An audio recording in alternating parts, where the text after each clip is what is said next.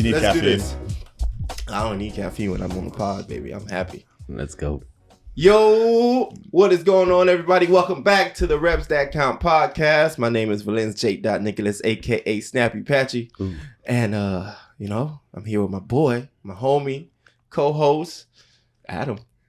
Just Adam. Just the Adam. Still Adam. What's going on, Adam? Hey, man. And the reps that count are the pivotal moments in life that we should be paying attention to. You know, it's the triumphs and tribulations that really make a successful life. And in fitness, it's those last couple reps that really make the most progress. So we relate that to life, and that's what we're going to talk about today. 100%. Now, before we go on, I don't know if you're listening, you might have heard a third voice in here. If you're watching on YouTube, you definitely seen a third person.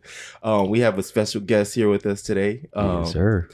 Keenan Mosley. Yeah. Mosley. First And time. he, yeah. Come on, man. I'm kind of good with this, man. I'm a professional, low key. I see that. You know what I mean? Keenan has been in the automotive finance industry for 13 years. 13 years. 13 whole years, and about a year and a half ago, you decided to go on your own and open your own shop. Yeah. And- Kind of a forced decision, but yeah. Yeah. And we're gonna get into all that. So yeah, man. So Keenan's here. We're gonna talk about some life stuff. The roller coasters that happens in life, and so yeah, man. Keenan, welcome to the pod. Thank you for having me. Of course. Thank you, Adam. Yes, sir. Amazing place, CrossFit. Amazing stuff. Yeah. Definitely kind of like was the pinnacle start to all of this transformation. But yeah, I'm Keenan. I own Corsa Automotive. We're a auto custom shop, mechanic, body shop, kind of like a all-in-one superstore. Mm-hmm. Been doing that for about almost a year and a half now. We're getting to that point, and it has been a journey, and Nice. a lot of downs, a lot of ups, but a lot of the testament that I can show starts here with him. Starts nice. With Ari, starts with Amy and Anthony. Yeah. CrossFit and fitness really kind of is one of those foundations that helped me go through the BS of everyday life. All right. Yeah. And it gave me that admiration to see that rep that counts. Like every day you're faced with a rep that you have to do, and you get to choose whether you do it or not. Yeah, it's 100%. Now, before we get too far into the story, we do have a very important question. I don't think we did ask our last guest, but this is the most important question of every episode. So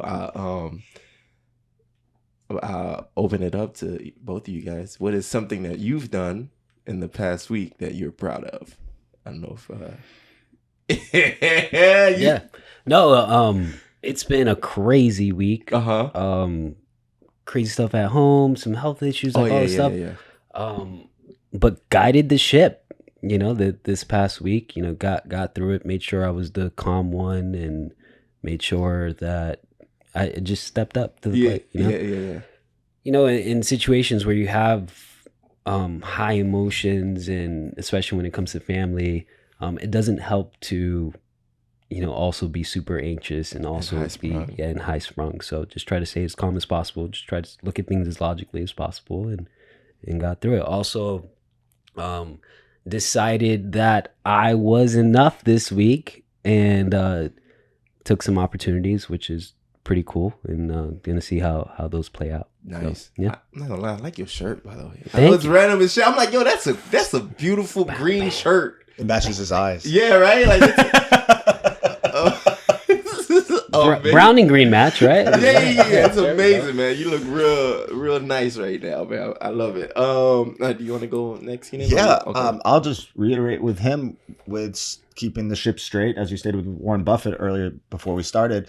I may not have any like magical moments this week, but just staying consistent. Okay.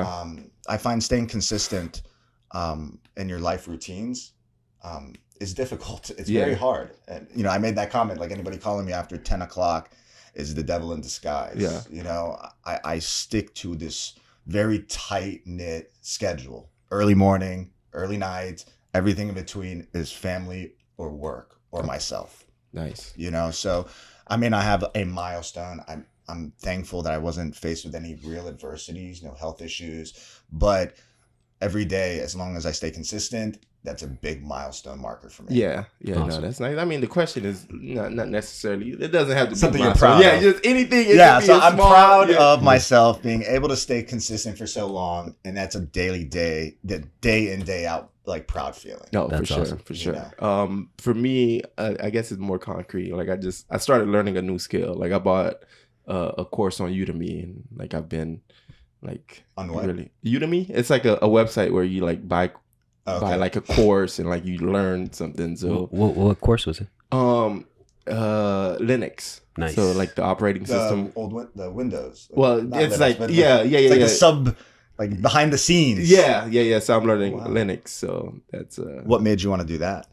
I had to use it to do a live stream at States, like at the weightlifting. I had to like do this thing called like virtual machine, where like I basically turned my computer into two computers, and like I was trying to do Windows on the virtual machine, but Windows was just like it needed too much power, and then like I was able to use Linux because it didn't require a lot of power. I was like, yo, this is pretty cool. So let me learn more about it. So you're the That's type of awesome. individual that if you don't know something, you will go out. And yeah. learn it. I was like, oh, I need to learn more. That's such a great And, trait. yeah, it's pretty cool though. I'm like, oh shit, I'm learning how to like. I look like a hacker, like like Yeah. I'm doing the little The terminal coding. stuff. Because it's the back end, right? Yeah, Like, It's basically like some Linux things don't like you don't use a mouse at all. You only use the keyboard. Like you're not really clicking. Is it difficult?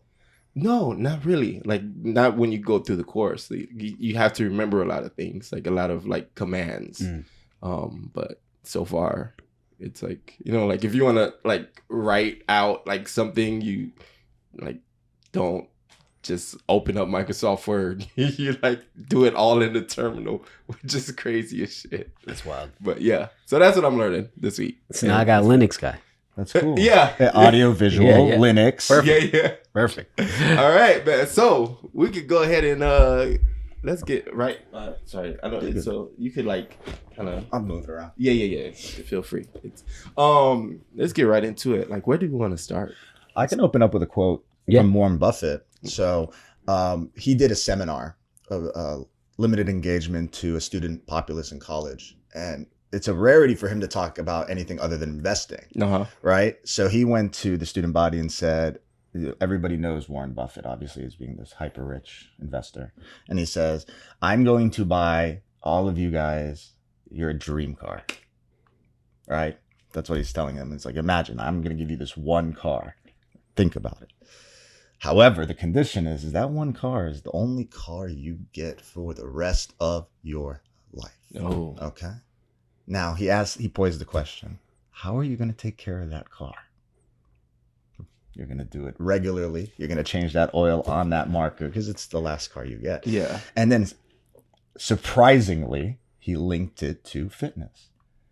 We will sit here and take care of your car, your Ford, whatever. We'll just your make house. sure it's perfect. Your house. You'll take care of everything in your life to the tip-top shape. But sometimes we disregard the fundamental core of your health, your own personal vehicle that is getting you to point A to point B. Your own vehicle that's driving you the distance, hopefully a long life. Why don't you see more people focused on inward stuff than outward stuff? Like Absolutely. we focus on the material and the status and the image and the ego and this, but I really found, and I'm sorry to bring up fitness a lot, but fitness to me was never about that the health journey. It was the byproduct. The health became the byproduct. Okay. The person that loves walking, will go farther than the person that loves the destination. Okay. And I know you for a fact, you love what you do. Yeah. So you can train through fatigue and stuff like that, but you love what you do. Yep. Versus let's take another version of you that only works to be the biggest, and eventually, you won't stay the biggest forever. Oh yeah. Yeah. So you might lose your drive. So I find that core value is like being happy, working on yourself. It's a constant process. And if I can take anything from business, like if they ask you, how's business going? I don't know. I just know that I'm enjoying who I'm becoming through the process. Okay. Love that. You know, that what I go through, how, like, you didn't lose your temper. I didn't lose my temper because of A, B, and C, or I didn't freak out because the paint reacted after 3 hours of prep work and I have to do this all over again. Oh, shit. You know, the first time you react, second time I learn. Yeah. You know, so it's the process. Now you can't phase me as easily as you could have a week ago. Like, okay. So I really harp on that process driven versus outcome driven. Let's talk about that a little bit. So you started your fitness journey about 2 years ago. So I've always been into fitness. Okay. I was a high school and collegiate athlete, soccer, football, weightlifting, state weightlifting champion in high school. And then I fell off at college, party, nightlife, downtown. You prioritize other things. And then found myself going back to it after, you know, a couple mishaps in my life for the sake of keeping a promise to myself. That was really just it, is go to the gym every day, you know? And I went when I started my journey, CrossFit, and then what it would start as 15 minutes, 30 minutes, became an hour, became CrossFit competition, became hyper focused on being better. And then I saw 60 pounds later less. Oh, wow. Okay. You know, it was a byproduct. So that's where I feel is if you focus on the process and enjoy the process, the outcomes come no matter what, usually in a positive way. Absolutely. We spoke about that a lot, like just a process-based mindset yeah, over a goal-oriented mindset. You know, if yeah, no, I'm listening to you. Yeah, if you just focus on the process and enjoying the process, the outcome is going to be the outcome. We can't really control outcomes. You know, there's too much probability and chance, and things can come up. But if you just focus on the process, one, you're going to get to enjoy life because you're living in the moment. And then two, you're probably going to get to that outcome regardless, right? Because you can stay consistent that way. Well, and that's with entrepreneurship is there's only two options for an entrepreneur. You know, we're all entrepreneurs. Yeah. Regardless if you work for somebody or not, you are the entrepreneur of your life. But with an entrepreneur, the only two outcomes is you do it till you succeed or you quit. Yeah. There's no in between, unless you can think of an option C, but it's you keep doing it till you get in shape, till you reach the health quota that you need to, or you just quit before and stay. Yeah. And I think you touched on something really important, that there is really no finish line. There is no finish line. You just keep going. You just keep going. Like I've read enough like books about like different entrepreneurs to know that like they just don't stop. Like I mean, just because you like a lot of them like end up selling their business and then like feeling lost. Yeah, like they're like, okay, I don't know what I just let me just figure out something else to do. Anything that I've ever achieved, that happy dopamine rush lasts so little. The completion. Yeah, the completion. Like I'm like, oh, I did this race, or oh, like I hit this milestone. Like 30 minutes later, I'm looking for something else. Yeah. Something bigger. Yeah, something bigger. And that's your motivation. Yeah, you are driven. Yeah. You know, it's to climb the mountain top, reach the top, look for a bigger mountain. Yeah. And then and I was listening to this morning, when you find yourself where it's not challenging, you're not playing a hard enough game. You know? Yeah. If you're hanging out with people that are lower weight classes than you doing certain lifts and you're just destroying the competition, I don't find that going to be fun for you. Yeah. I mean, unless you're a comic. Unless you're at like the Olympics and like, damn, these motherfuckers strong. They traded in Bulgaria for sure, bro. Yeah, right. Like if you're like you're going to Worlds, like you definitely want to like be smoking everybody. Yeah. But I guess at some point it's not fun. Like, but like that's why I love weightlifting though, right? Because even if you're the strongest in the world, there's still something else to do. Like even if you hold a world record, next time you step on that world stage, we want to see if you could add 1 more kilo to your record. Agreed. So there's always, like even like, I guess Lasha, like this, the big dude, like would be like he's the strongest. Is he Bulgarian? No, I think he's from Georgia. I think like the country. The country Georgia. Yeah. But like he's big. I think snatched like 300 kilos or some That's crazy shit like that. Yeah, that's a lot. But you know, Snatched? or 200. Is it 200? I don't. Yeah, 200. Maybe 300 would be. I could check. But yeah, but still, even Look though at his face. He's like, I gotta do it. He now. has like 700 pounds. Even though he has that in, like he holds that record, we still want to see if he could do a little bit more, just 1 kilo. And he does that. He'll go and just do 1 kilo. Yeah. Like he might could do 5, but he'll do just 1 at a time.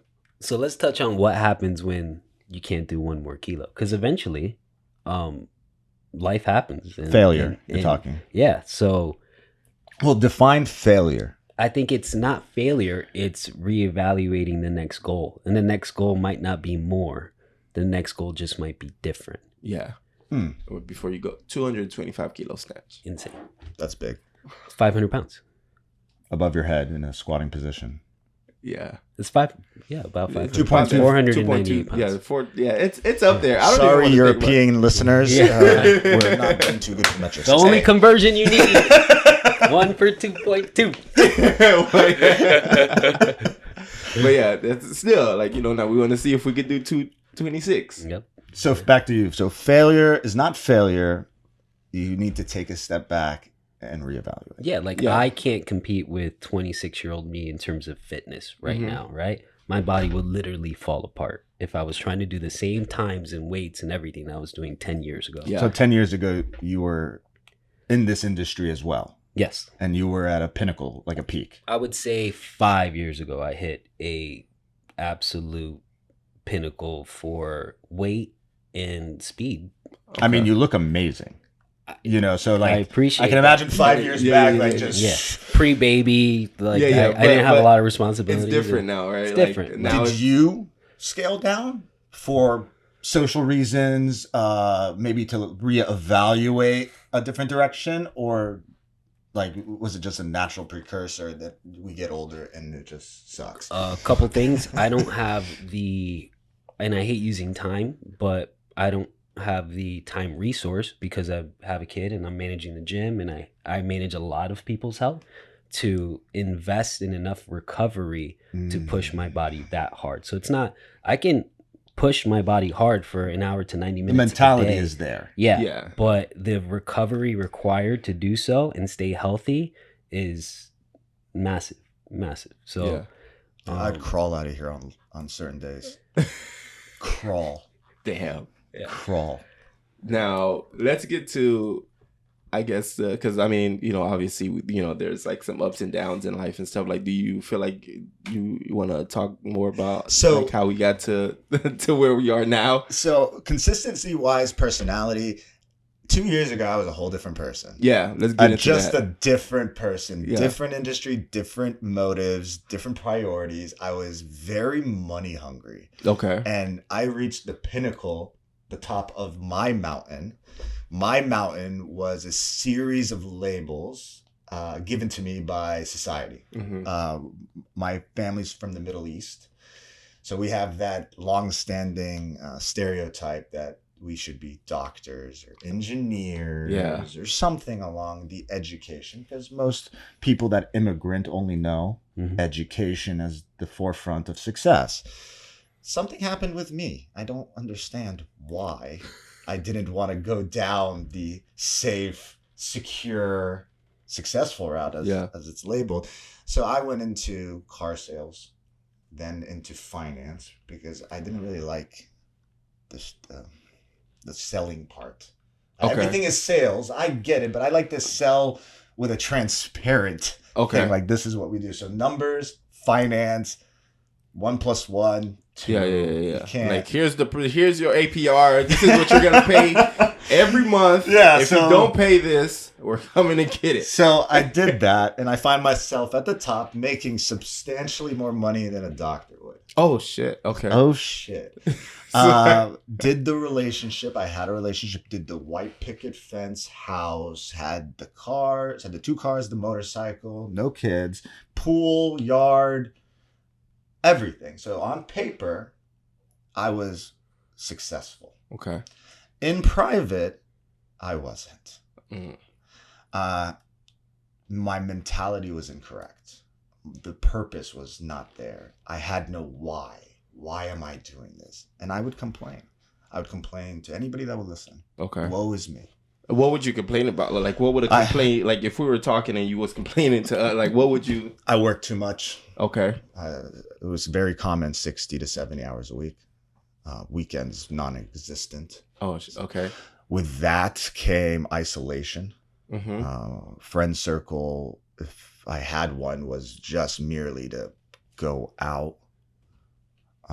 Would you like when you did go out? Would you always consider that like networking? Like, did you like you go out and you're like absolutely not? To really? me, I hate to say it, I went out kind of like as a way to let loose. Okay. Where I felt there was just too much going on, and this was my only choice. What I thought at the time was to reduce my stress. So I took that beer after a long day of work. I took a long week of work, and then I let loose. So you instead of one beer, it was like a couple pitchers, and then some.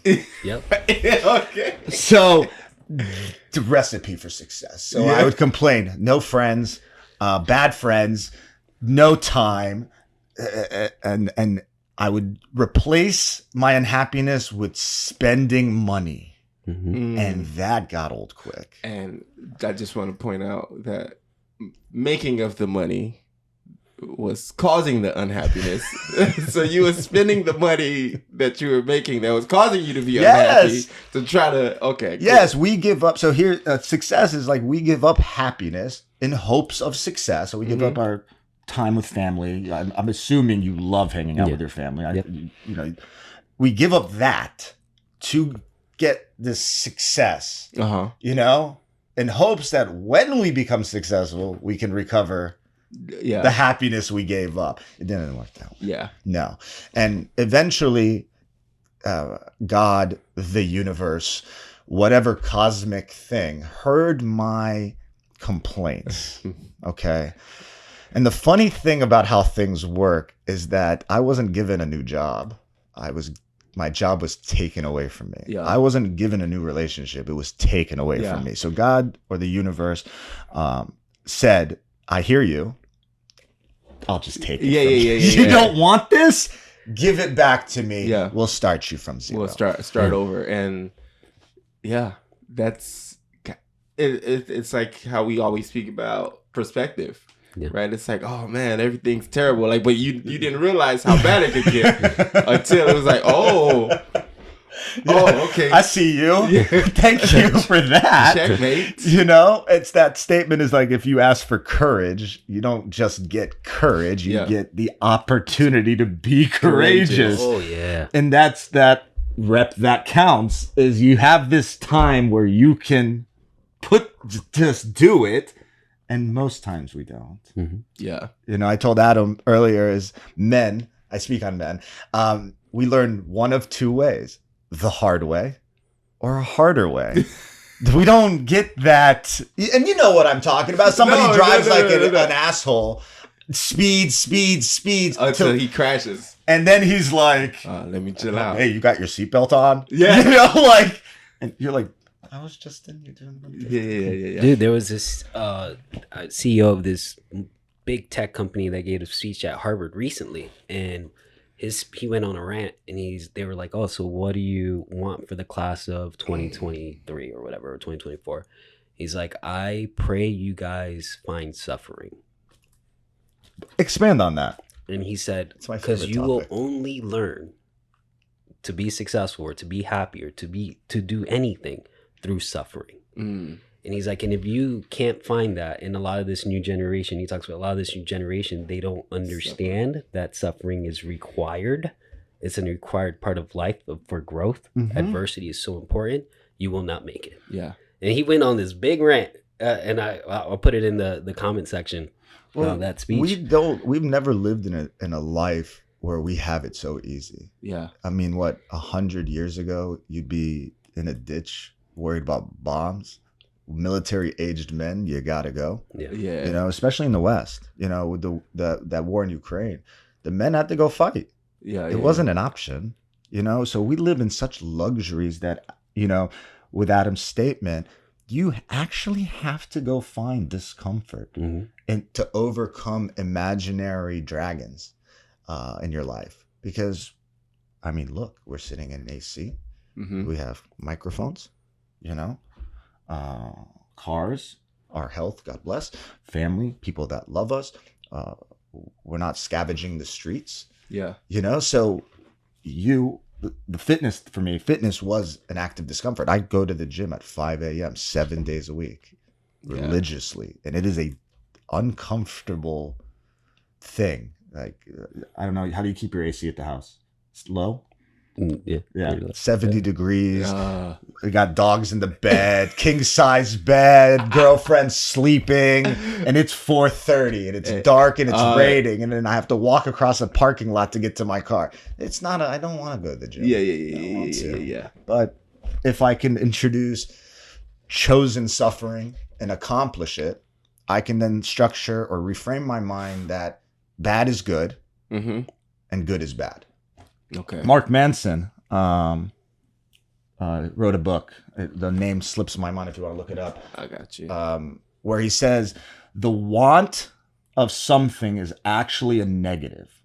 Like if you want something, it means that you wholeheartedly believe you lack it. Yes, I believe that.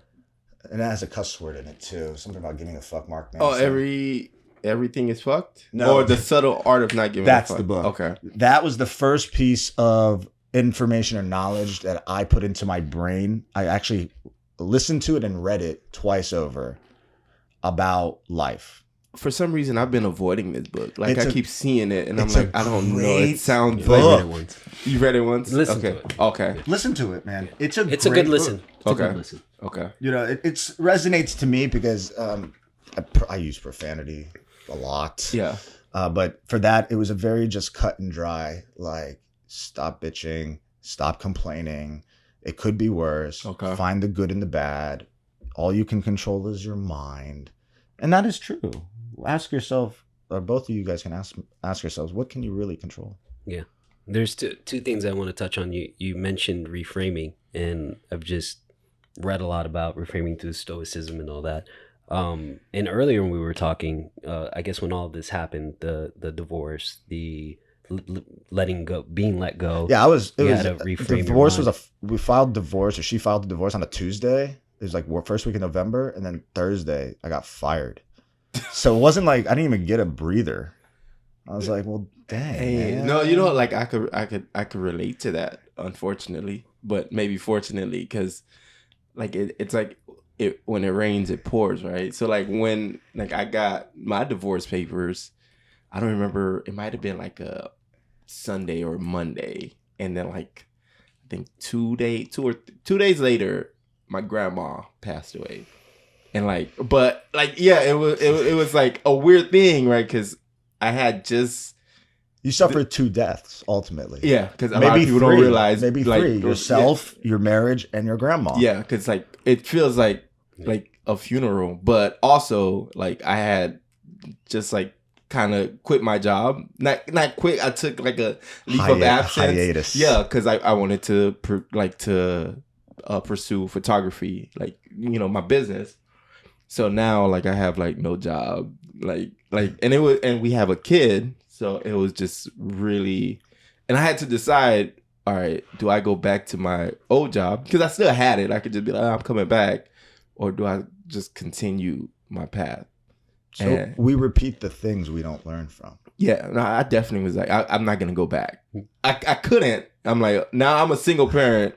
My job, like, I don't have a set schedule. I can't. Like, I don't know when I'm going to get off work. I can't pick up my son from daycare. Like, so now that's going to put me in a terrible spot.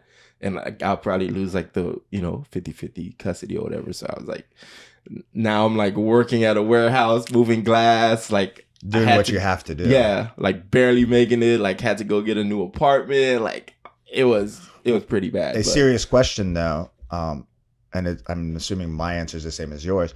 Would you take it back? No.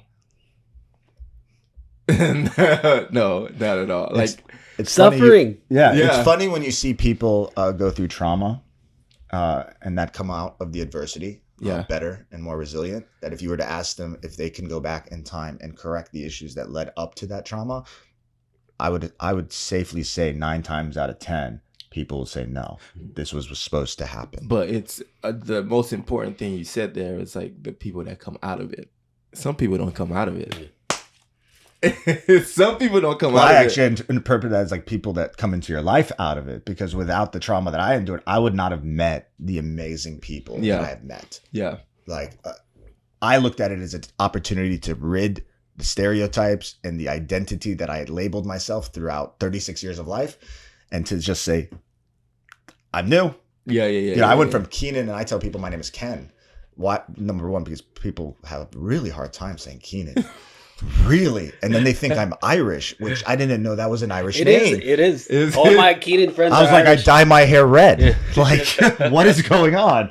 So it's the people. I just had this freedom, this uncertainty. Like I'm discovering a new map in a video game. And somebody pops up. He is one of the first people I met after everything happened. I had met somebody introduced me to Ari. Ari recommended CrossFit, and then he's the one that weighed my fat butt. First time saying I was this much and 26 BMI, and then he reweighed me a year after my membership, and I was at like 12. Oh, nice. Yeah. And he didn't enforce anything on me. Just 100% support and 100% motivation, and he gave me the tools. Nice. And I will say, Kenan stood out. Okay. So, I don't know if that's a good thing. I was just gonna say 5 a.m.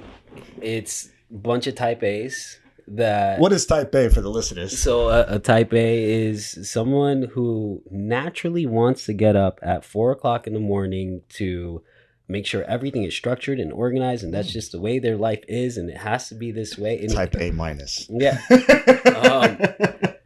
And then there's the ones of us that we're forced to do it. Yeah, we're forced. Our life has put us in a situation that we're forced to do that, and we do it because we have to, right? Like we have to check a duty, ultimately. Yeah, a duty.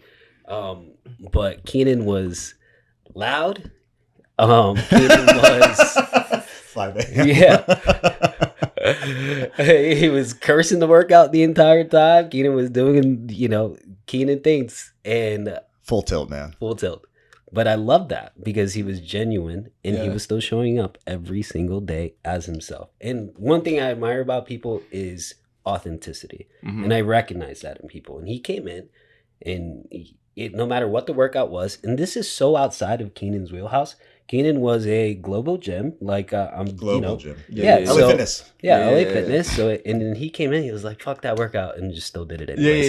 It was fuck that workout. That's how it is in CrossFit. Oh yeah, it's part of the fun. Yeah, But the thing is it's with others. So even at 5 a.m, you still had a packed out class, and there was some.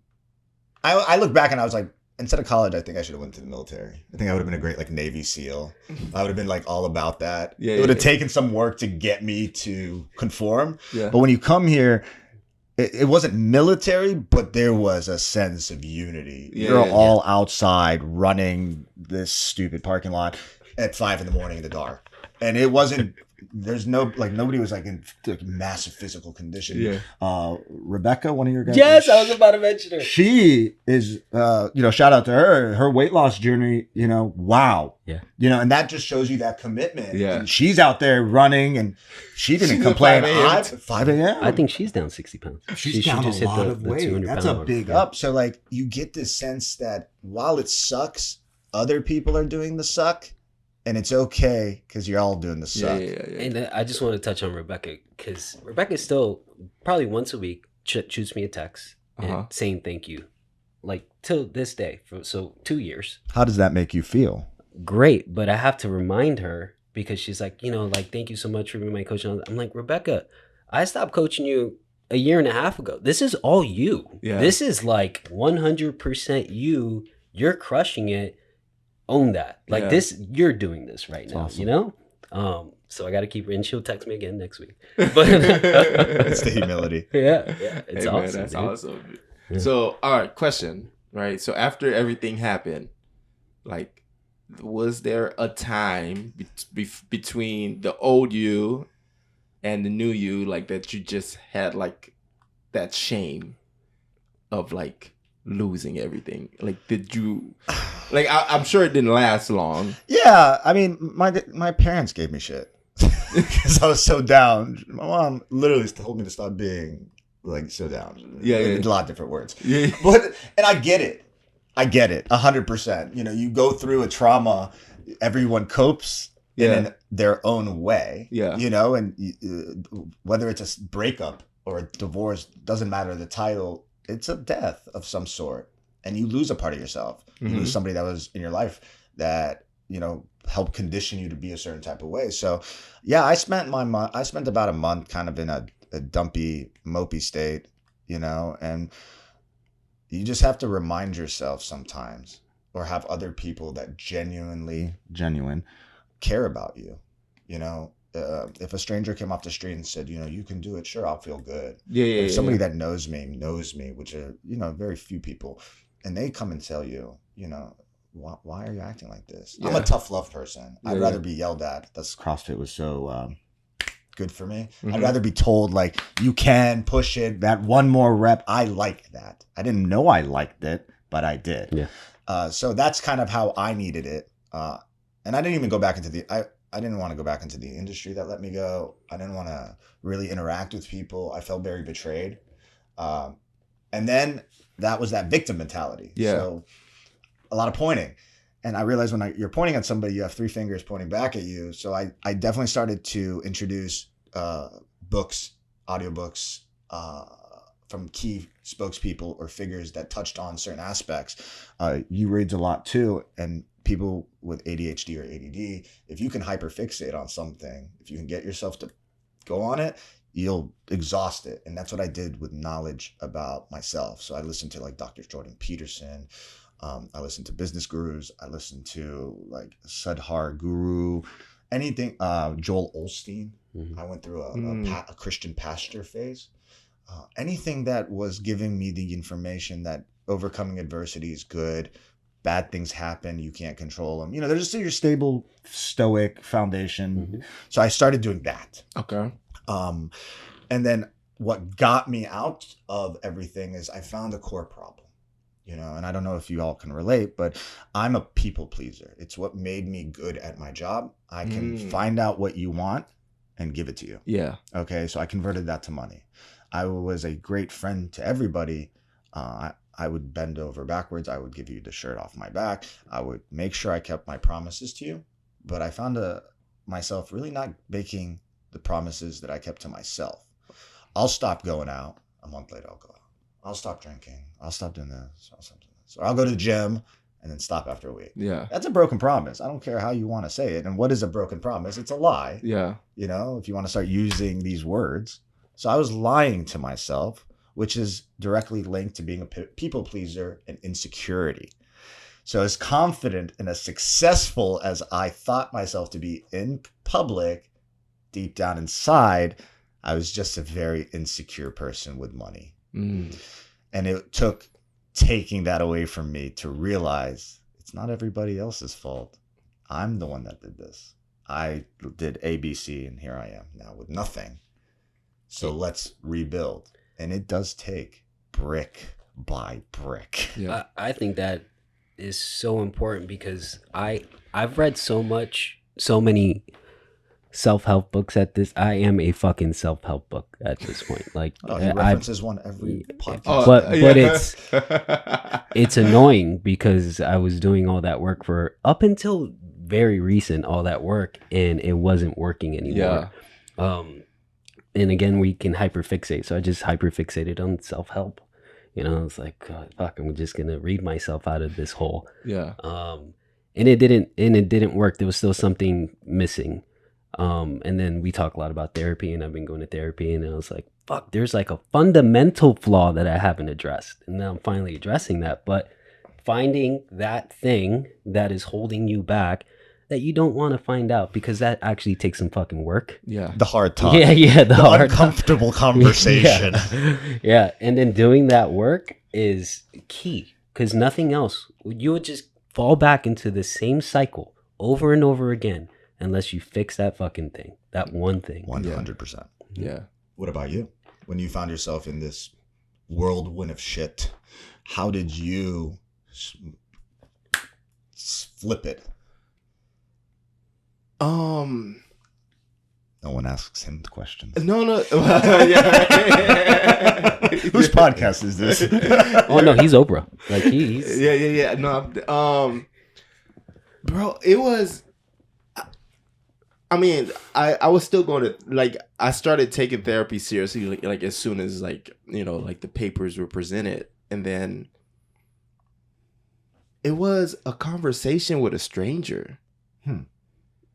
And I've told this story before, but I remember, like, it was like a random, like, it was a day where like it was just a rough day, right? Like, I was just tired, like, because, like, all of a sudden, like, I was just getting, like, you know, emails from lawyers, like, you know, like, and I remember I opened my phone and it was like 6 o'clock or something. And like, I checked my email and like I seen this like letter from my ex's lawyer. Like, they sent it to my lawyer and then, you know, my lawyer forwarded it to me. And I'm like, I'm looking, and like, it was asking like all types of random questions. Like, do you have any like different names? Do you have like, you know, money in other countries? Like, if you have any surveillance videos of your partner, like, we need all. I'm like, did you feel disrespected? Yeah, I'm like, yo, I don't, like, I'm sure people do this,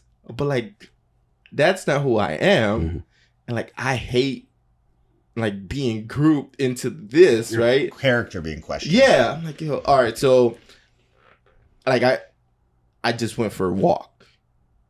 I'm like, yo, I'm just gonna go walk. And like, this is the same neighborhood I walked for like 4 years or whatever. And like, there's two parts of the neighborhood or whatever. I cross the street, I'm walking, I have my headphones on, and like, this dude calls me. And like, I have noise canceling headphones on. And like, I'm like, I feel like somebody just called me. But like, he's like stranger out in the distance. Yeah, like, he's like 4 houses down. And I know I heard somebody. I'm like, whatever. I keep walking. I'm walking towards him. And like, he's, you know, like standing outside of his garage. And like, we just have a conversation.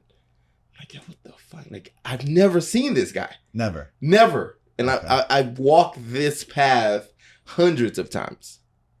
And he's like, yeah, man, you know.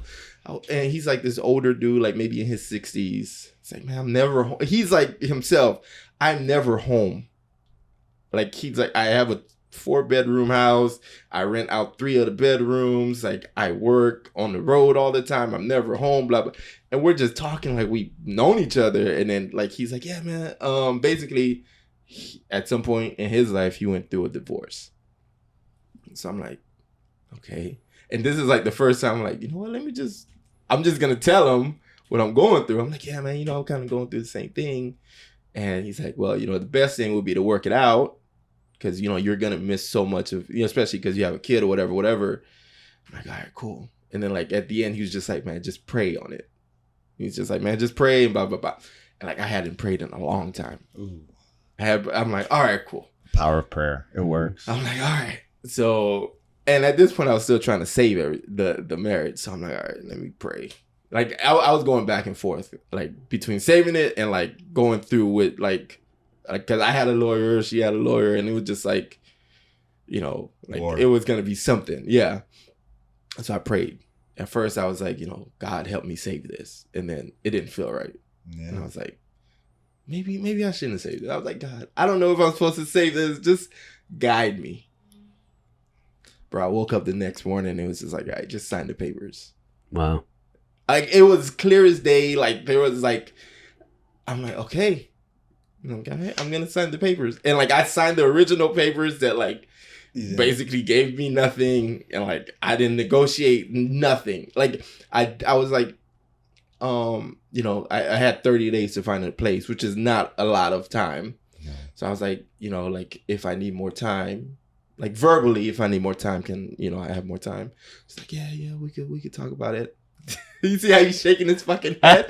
You see how he's shaking his head? Bro, I promise you, there was a day I went to bed and I had a panic attack. Like, I woke up, full panic attack. Because I'm stressed out. I'm not going to be able to find a place to live with my kid. I can't go any random place. I'm like, I don't want to go anywhere unsafe. Because, again, I don't want to lose any kind of custody. Like, you go to court for shit like that. Oh, he's living somewhere unsafe. So I'm like, all right. So I'm like, hey, like, can I have more time? I'm looking into this place. Like, the paperwork is taking a while. And, like, she wrote my move out date on the refrigerator as a reminder. Oh, God. And not to harp on that specific. Yeah, bro. Yeah, the harp on that specific. I don't really want to talk too much about divorce because it's just a thing that happened. But someone that gave me random advice was like, the person that you're divorcing is not the same person you married. Yeah. You really? He's like, don't look at them the same. They're not going to be the same person. Yeah. And rightfully so. Women operate different than men. I tried saving my relationship, just like you stated it. But by the time you've reached this level, more power for women. They check out. They endure a lot more than what we can. Yeah. You have to give them credit. If a man's not of high value or of good morals or of whatever, he's not being the best he can. Yeah. A woman has to protect her heart. They are that feminine character while we have to be a little bit more hard on our edge. So we tend to suffer more when we go through something like that because our values, a portion of our values derived by our partner, by our families, by our jobs, while women's inherited values by their femininity and their looks and their beauty. Not taking away if they work or not, but I'm just saying, cosmically or like that's how we're designed. So I get it. But what I want to ask you about is like, I like how you worded, how you asked God. You said first, should I leave? So you're kind of like asking for an answer.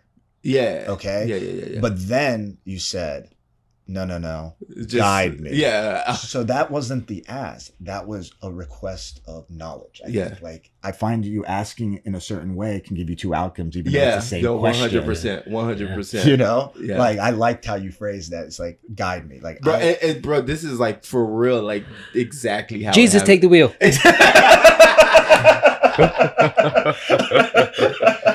don't know if that works out.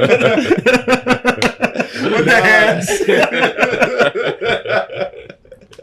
Oh shit. Yeah, no. I mean, it wasn't quite Jesus take the wheel, but it was more just like, yo, put the destination in the navigation for me. I'll steer the boat. We'll figure it out. Yeah, and that's faith. Yeah. Faith is to believe in something that you don't see. Dude. And to keep it is so hard. My God. So how you said those 3 things that ultra successful people do that Hormozy spoke I was about? listening to Alex Hormozy this morning. Ultra successful people carry 3 of the same exact traits. Number 1 is a superiority complex. Mm-hmm. So they think they're the best. Mm-hmm. Number 2 is extreme insecurities, not knowing that they're doing enough. And then impulse control. And as I joked, I was like, I got 2 of the 3. Yeah. I'll let you guess. I think the 4th and the most important one is this unwavering faith. Ooh. It's I think the 4th and the most important one is this unwavering faith. It's this belief that you can accomplish something that you don't know how you're going to get there, and it's scary because it doesn't even seem possible, but you're going to do it anyways. Yeah. So that faith is I think what separates people. Relentlessness. Yeah. Not even relentlessness, because you can be relentless at a plumber job that you're going to stay at for 60 years. I think it's you have to try at things that you don't know if you're going to be able to accomplish or not, or seem not even possible to accomplish. Wasn't it Conor McGregor that he said he lost his mind on the path to greatness? Like a Vincent Van Gogh. Was it Vincent Van Gogh with the ear thing? Where he bit his own ear? Where he's like, I lost my mind in the process of this mountain climb, where like you kind of have to be a little like crazy, I guess, to just wholeheartedly believe that this will work out. Yeah, like some of the greats, like Elon. Elon. Like I'm in the middle of listening to the book, like Elon's book. How I haven't heard. Is it worth the diving? Bro, he's nuts, huh? Yeah, and this makes sense. Like when you listen to the book, it's like I get it. Like like people hate him, and I guess rightfully so. Like most people don't understand like what the hell is going on in this man's mind. But like the whole part about faith is like it makes sense. Like nothing he does has been done before, but like he's just like, let's do it. And like in his companies, like he gets in trouble a lot because like he questions everything. So like if there's like a regulation, he's like, yo, who made that? I need a name for the person that said we have to do it this way. And he has to tell me why we have to do it this way. If you can't find the person that says that, we're not doing it that way. Yeah. And like, bro, it's crazy. I recently met with this guy that, you know, he's pretty successful, and he was telling me his plans, and he was showing me this end number for 5 years from now. And then I'm like, okay, how'd you get that? And I just wanted to know, like what's the like how'd you get to that number? He said that doesn't matter. Process. He's like, this is the number. Yeah.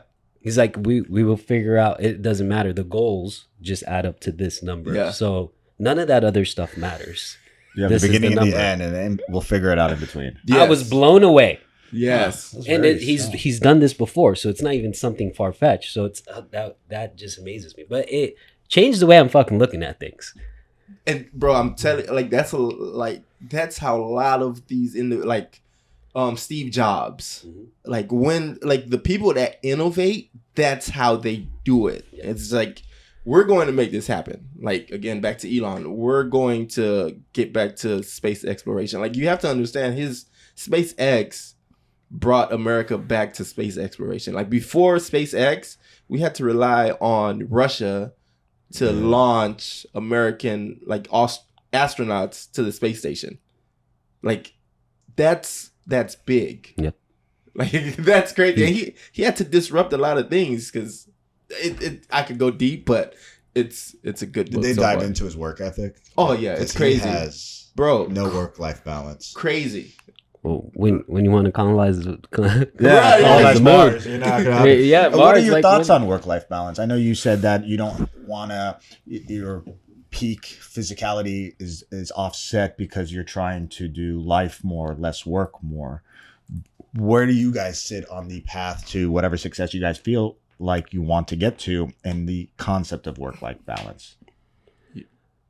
Like, do you feel like it's a good trade-off? Like, is there such thing as having work-life balance if you want to reach the top? No. I think, like, for me, this is, like, there is work-life balance, but it's not in the way that most people think. It's not like every week it's going to be balanced or every month is going to be balanced. I think over your lifespan, there's going to be balance, but, like, when you have a specific goal, like, you may have to just go hard for 3 months and there's no balance there. But then you could, at the end, take a whole month off and just, like, relax. I think that's how it goes. Kind of like the whole 1/3 thing that we spoken about. What was that? So a third of your life is, well, we can just relate it to work. So, yeah. So a third of your work is going to be shit, like absolute shit. A third is going to be normal. And then a third is going to feel good. Yeah. But you can relate that to a week. But sometimes it won't present in a week. Sometimes it'll present in 6 months. Sometimes it'll present in a year. Sometimes it'll present in a decade. But it's a good framework. Yeah. So there's a third, and it's balanced that way. I think mine is, this chapter of my life allowed me to focus ever since 2020, honestly, on my family a lot, which has been the biggest blessing ever. I spend a lot of time at home. I spend a lot of time with my son. I turn off my phone at a certain time. Is your son 4? 4, yeah. Okay, that's the 2020. Yeah. But I'm with Valence, where I think things work in chapters. Yeah. And so I think this next chapter, there will be a lot more work, and that's okay. And I just think as long as the time that I am spending with my family is of quality time, and I can turn off my mind, or try to, for even a short amount of time, I think that's good for this next chapter. But yeah, and then, maybe in 5 years that changes again. But I don't want to fall into the chasing work forever and not being present and then missing out on what's most important. So that is a big fear of mine and something that's always back in the back of my head. Yeah. Have you managed to combine, like, what about that quote that says, if you find something you love, you never bullshit. I agree. I don't like working, bro. That's the most misleading quote in the world. You find something you love, you never work a day. No, like it's all work. Yeah, like you find something you love and then you turn it into work, and then it just work, and you start to hate the thing. Yep. Like that's BS, bro. Like it's just work or not work. Like, but like you can try to find something to enjoy, but you're going to work. Even if it's a hobby, you're still working at it. If you want to learn how to play the guitar, your hands are going to hurt. Callous up. Yes, like it's always work, and part of it, like you're not going to start to enjoy it until you just find that flow, like where you just like it becomes easy, but it's still going to be work. Like always work. I don't know. Like, I think I was hoping you'd say the opposite, but I agree with you 100%. That it's work. Just you got to embrace it. It takes a level of dedication. I mean, we both have kids. We love them. Work. Sometimes I'm like, I'm gonna go to my other job because you're a lot of work. I love you. A lot. Yeah. But it's nap time. And I'm not getting overtime. Like just chill out here. I'm not getting overtime pay. Yeah. Yeah, absolutely. Yeah. What time is class? 9? We're gonna wrap up soon. Oh. Yeah. 8? No, 9. Oh, okay, cool. I was like, are we 17 minutes late for CrossFit class? Okay, cool. All right. Yeah, where do we go for? I guess the comeback. Yeah, the comeback. Yeah, like so. I think there's a comeback story in everybody. He's touched on it. You've touched on it. It's that frame of mind. I really wholeheartedly believe that we can't control 99% of the things that happen. I can't control the weather. I can't control how you feel. I can't control my girl. I can't control my car if it wants to break down. Yeah. But I can control how I react. So I really did take, that time to reprogram, rehardwire myself to look at trials and tribulations as tests and testaments ultimately to make myself better. If the path is walked by everybody, then it's easy. And if it's easy, then everybody has it. And if everybody has it, it lacks value. Yeah, I want to be of value. Yeah. A value means not financial value. A value means of service. Yeah. Being a foundation or somebody that you can lean on and accountable. Those are all value traits in my book. It is not money. Now, earlier you said that like you were a people pleaser. Yes. Right. But like you were pleasing people in like a specific way. Now, being that you've gone through what you've gone through, do you find yourself like still helping people, but just in a different way? Like as far as like you're like guiding others who may be going through the same thing? So part of the core values at my shop is every morning we have, and I have a great staff right now. We talk. We kind of have our own mini therapy session where we go over what it takes to be of good value and good standing in the community. We talk about accountability.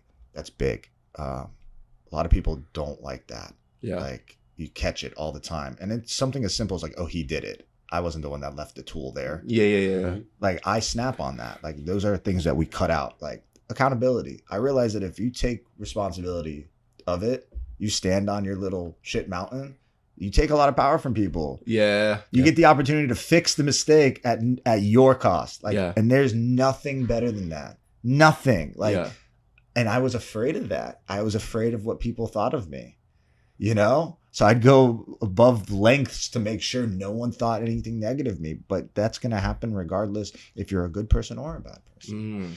So I take extreme accountability. Yeah, it's my fault. Now what? Yeah. Either we fix it or you stay the way you are. Yeah.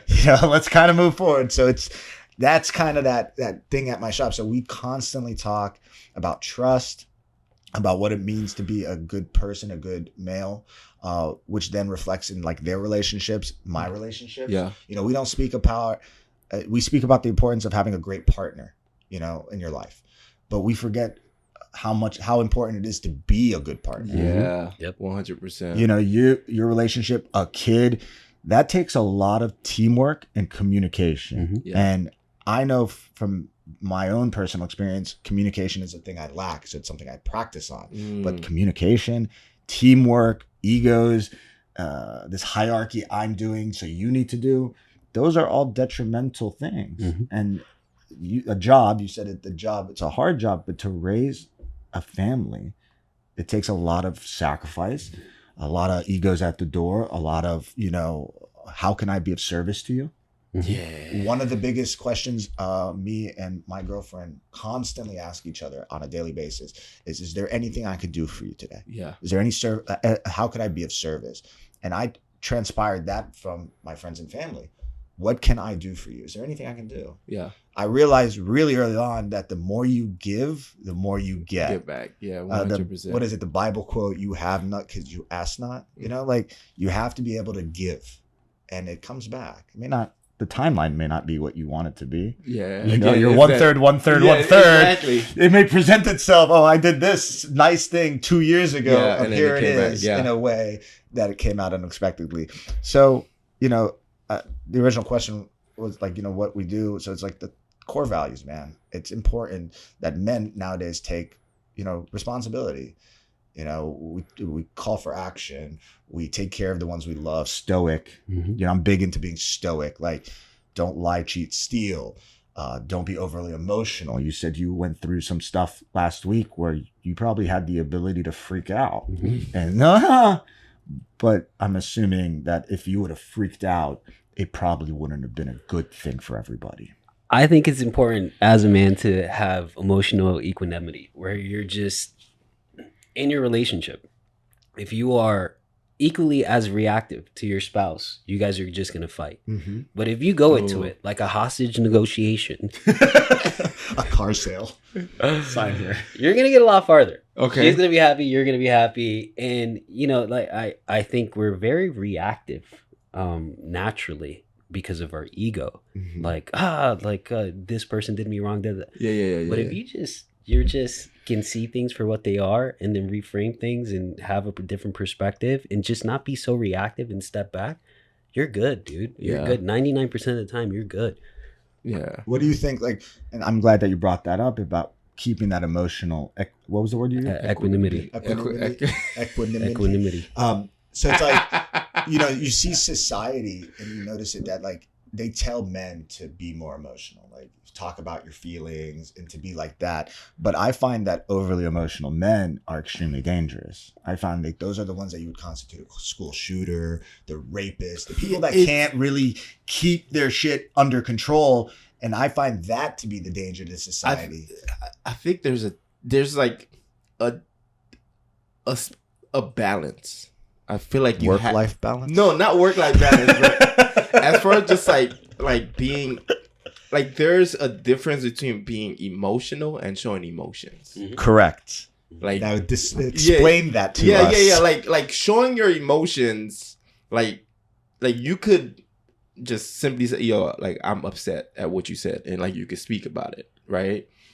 Or like punching a hole in a wall. Yeah, being emotional is punching a hole in the wall. And I think that's the difference. So, and I feel like when, you know, society tell men you need to be more emotional, like I think they send the wrong message. I agree with you 100%. And I think it's because what they're interpreting it as is I'm just going to shove this under the rug because I'm a man and I shouldn't be emotional. Yeah. Where the real question is, why am I feeling this way? Yes. Why am I upset? And then dig at that. Right? Like there should be there's something that's causing me to be upset. I'm feeling upset. Let's figure out what that is and let's fix that. You know, that is looking emotional equanimity. Yeah. You're just not, because if you don't, then that breeds issues, right? You hold on to it, and men hold on to a lot. Well, what is it? A unspoken expectations lead to future resentment. Yeah. Mm-hmm. Yeah. You hold on to a lot. Like your girl or this person does something to you, you're like, all right, I'm not gonna say nothing. I'm gonna let it slide. Yeah, I'm gonna let it pops slide. out in an argument. But then your partner, she doesn't do that. And you're like, I don't understand why you can't do what I'm doing. Like you have these things, and then like it just blows up. Mm-hmm. But yeah, I think like in the moment, if you know how to like speak your emotions and speak how you're feeling without being emotional, like it's stoicism ultimately. Yeah. So yeah, I think it's different. And just understanding that not everyone's going to be able to do that as well. Specifically your spouse. Yeah. Because they're wired a little bit different, they need to be a little bit emotional, and it's a balance. It's a balance. So don't also be hyper emotional. That's a recipe for disaster. Absolutely. Yeah. Now, if you find yourself, like, what are some of the practices that you do that when you find yourself in a reactive state, or you find yourself acting outside of Adam, for example? Like, what are the steps that you take to reinforce the behavior that you need to stay away from or like work towards? Like, I know I could be reactive, or I know I have impulsive spending. What are some steps that you may advise me with relation to like your fitness and your journey and putting yourself through the suck? Yeah. What are some tidbits on how to self-reflect or stop yourself that you may be able to advise? I think you hit it on the nail with reflection. So actually journaling or writing down when this stuff happens. Like everyone has an iPhone, you have notes. Yeah, there's a journal app now. Yeah, now there's a journal app, but like actually writing this stuff down and then sitting on it at the end of the night, or sitting on it at least once a week. Like you wrote down all the times that you did an impulse buy, or you snapped, or you were quick to react.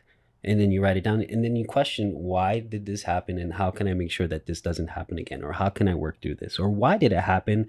Maybe it's something that I haven't worked through, or maybe this person is doing me wrong. Is that a relationship worth having? Self-reflection. Yeah, self-reflection, I think, is the biggest one. What about you? Me, I would say, like, additional to that is having somebody who will tell you the truth. Oh yeah, that you can speak to. Like the hard conversation. Yeah, like somebody like outside of the relationship that's not going to just be like, yo, you're right. Somebody who's in that's like, hard though. Yeah, I mean, not a lot of people have that, but like it's hard to give an unbiased. No, I mean, like I have family members who will 100% drag my ass for doing something I shouldn't have to. Better put them on a pedestal. Yeah, I'm gonna give a shout out to one person. Valence has put me in my fucking place, like low key, off air, a couple times in the time we've known each other. Does he do like, hey? No. Like after he'd be like, you're being a little bitch, and like to like this stuff that we've spoken about, and I'm like, and I haven't told you this till now, but I'm on my drive home, and I'm like, damn, this motherfucker. I feel like I remember. Yeah, you know exactly what I'm talking about. Yeah. But he was right. He was right. Like, and sometimes you need someone to tell you. It's a hard conversation. Hard conversation. Just like, hey man, like I'm your friend, but like I'm not just gonna be like, yeah, man, you're right. You should handle this. No, like, bro, you're so. Wrong. With that being said, so you self-reflect. So like, I have a younger staff member, and when you use the word call out, but when I bring attention to ways he is failing on being the best version of himself, I find sometimes they take offense. All right. That is because, like you said, they're younger, right? A lot of people, like I find, they're not going to be receptive to criticism or advice until they're ready for it. So is criticism just advice you don't want to hear? Yes. Like until they're ready. Like, I mean, think about when you were younger. I'm sure. I didn't listen to my dad. Yeah, somebody told you, hey, you should invest in such and such. You should save your money. You shouldn't buy this. You shouldn't do that. You didn't listen until you got older. You're like, oh, I should have listened. Mm-hmm. But you have to. A lot of people I find have to go through life. Mm-hmm. That's why I don't just give open advice anymore. Really? Like, oh yeah, I'm not just gonna go up. Hey, you should. No. Me neither. Yeah, just go ahead. This is our open advice. Yeah, like you go figure your life out. Go mess up. But like after you mess up, when you're like, hey man, I messed up. What should I do? Wow. Yeah. But are you gonna take that and then both of you? This is a question for both of you. Is that gonna reflect in your child raising? How will you take open advice, criticism with your children? You're gonna advise them. Yeah, but I 100% expect them to not listen. I expect my son to not listen to me. That's a good way to start the process. Yeah. I know he's not going to listen to me for a very long time, but I know that planting the seeds, at some point, they're going to grow. Like, I'm not going to get mad when he doesn't listen. I'm just going to, hey, you should do this. Hey, here's how you should move. Like, I'm going to give him the tools, and then when he's ready, he'll open the toolbox. Yeah. But what about you? Same. So he's doesn't listen. I mean, he's me in terms of he wants to do everything, and he's awesome that way. He's as fiery as my wife. My wife is a Italian Irish Scorpio, so she's my Lord. Yeah. So he it's gonna be fun. But I'm always going to present the advice, and same thing, especially in those teenage years. I think there'll be times where he has to learn the hard way, and then being there for them and being a safe place for them when they do mess up. Yeah. As fathers, and I'm sorry, I keep asking all these questions. No, go ahead. I'm interested in fatherhood. Hopefully, I can be a parent. But it's like, do you find yourself acting like your father, if he was or was not in your life? So here's the weird thing about, like, I guess both of us, like, we lost our parents, like, at pretty young ages. Like, I lost mine, or at least connections to mine, when I was like 6 or 7. So I feel like we actually spoke about this like an episode ago. Like, we like kind of almost over parent. Like, we go out of our way to spend time with our kid because we don't know when we're going to lose. So it's that feeling that you had. You don't want to put that. Yeah, we like the time is limited. Yeah. So we don't. I don't. That, and man, the overparent is almost like an understatement. I'm trying to dial back. What does overparenting mean? Like, you want to be there for them all the time. Like, you're just like every moment that I can, I want to be there for you. But and like I've started dialing back too. Where it's like, all right, like, I miss him, but like, like, it's okay. There's that quote that is, help becomes hindrance. Yeah. I mean, but like, like, if my son falls, like, I don't pick him up. Bitch. Like, not for real. Like, get up. Like, he'll like be running and he'll fall, and I'll just like, I'll wait for him to get up and be like, you all right? Okay, cool. Let me wipe you off. But I'm not like, hey, let me scoop you up. Like, I'm definitely like, I'm laid back and like, but yeah. What about you? No. So I find myself in the routine of always picking him up, always over parent. And we did it for a long time. And I do think in some ways it was a hindrance to development. So I think it's important to let them do their own thing and figure it out, because it helps their mind develop, and I think we did that for too long. Well, and we're new parents, so we're figuring it out. Well, there's a study that showed that, like, nowadays kids that we don't play outside like we used to and stuff like that. So that was a big portion of development for young children. Yeah. Where, like, if you're jumping out of trees and landing on concrete, we used to play soccer in the streets barefoot. Like, you develop these drinking that water out the water hose. So, like, those as cliche and fun and boomer as that sounds, like, that developed us. So the study was that, like, nowadays kids that aren't doing this type of exercise, they develop like brittle bones. Like, you can just snap these bones like easier. You're seeing big like leg bones being broken more so because we weren't put through the trials, tribulations, the hardships, the cuts, the bruises, that thing growing up, and that kind of is making us softer. I think, not me. Like, I've fallen off my motorcycle like 3 times. Jeez, that's so wild. Like, I've like I got, but I've never. God bless, I've never broken a bone. All right, so I'm not gonna lie. Like, I love this conversation, and I feel like we could BBL jersey. I was actually. We might as well end on a light note. Yeah, we're ending with the feud from Drake and Kendrick Lamar. Yeah. And don't get your abs done. BL.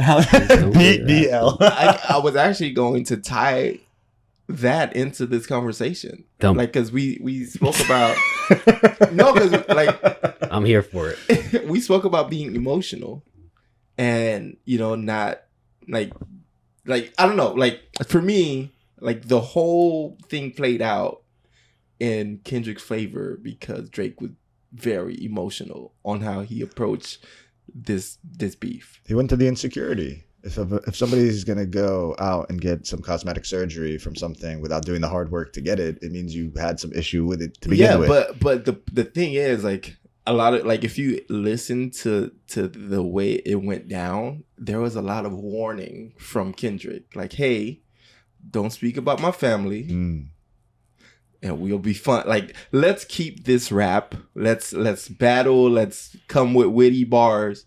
But the moment you bring my family into this, he went off. It's over. And he said it multiple times. The songs I heard, the ones of his, they were pretty specific stuff. Like, it was directed to him. His name was there. Well, like, you mean like the ones you heard from Kendrick to Drake? Yeah, but like the first few, it was like, hey, I know where you're going.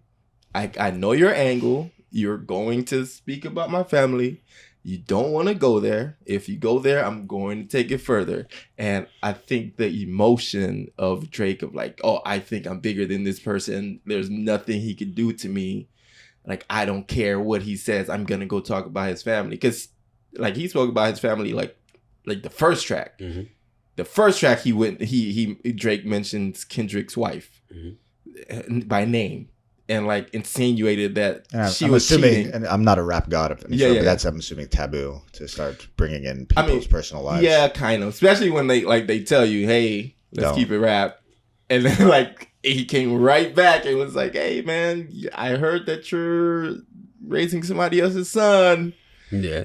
It's like, okay, well, you're a pedophile. So yeah, it just don't be emotional. Like, calculate your things and learn your opponents. Love, respect. Yeah, just keep it cool. But yeah, it didn't work out well. But I think that's a good. Yeah. We kind of have to, because like he has to work. Yeah, make people do sucky stuff. Yeah, he has to go do something for people that matters. Yeah. Do you have an outro? Like, you have the intro. Do you have an outro? Oh, we don't have an outro. No, but we should give a little nugget. I think. Drop it. Oh yeah. Of all the self-help, everything that I've read, there's one thing that I've noticed is in almost every book, and it actually started with the Bible, which is crazy.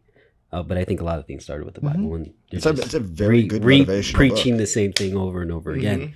And it's the Alcoholic Anonymous quote, where it's, Lord, give me the strength to endure what I can endure. What is it? Know what I can control and know what I can't control. Yeah. And focus on the things I can't control and not focus on the things I can't control, and know the difference between the two. Yeah.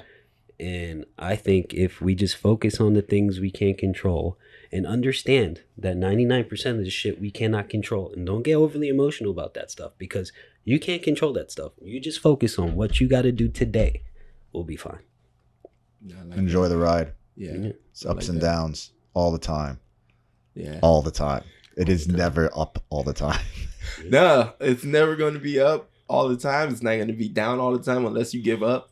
Yeah. Unless you give up. But I mean, a lot of people give up as soon as they hit that wall. Oof, that resistance. And you see it every day, probably. People hit that threshold and they got one more. Yeah. They hit that wall and it's like, all right, I quit. Can't. Yeah, you can't, man. You can't give up. You can catch that second win if you keep going. Like, you've seen people catch second wins in a workout. Yeah. I had to train it out of this one guy, and he's a good athlete, but he'd give up. Train it out. It was like his first week here. He came from another gym. And I was like, I'm going to use that at the shop. We're going to train it out. Why'd you give up? Like, he was like, oh, no, I had a bad work week. No, I knew you could do that. Yeah. Yeah, don't give up. And he doesn't anymore. And he's one of the best athletes at the gym now. That's awesome. Yeah. That's a good ending. All right, guys. Thanks for joining us for another episode of the Reps That Count podcast. Thank you, Kenan or Ken. Thank you for coming through. Drove all the way from way over there. Drove from way over there just to be here. I hope you guys enjoy this. We'll catch you on the next one. Wow. Peace.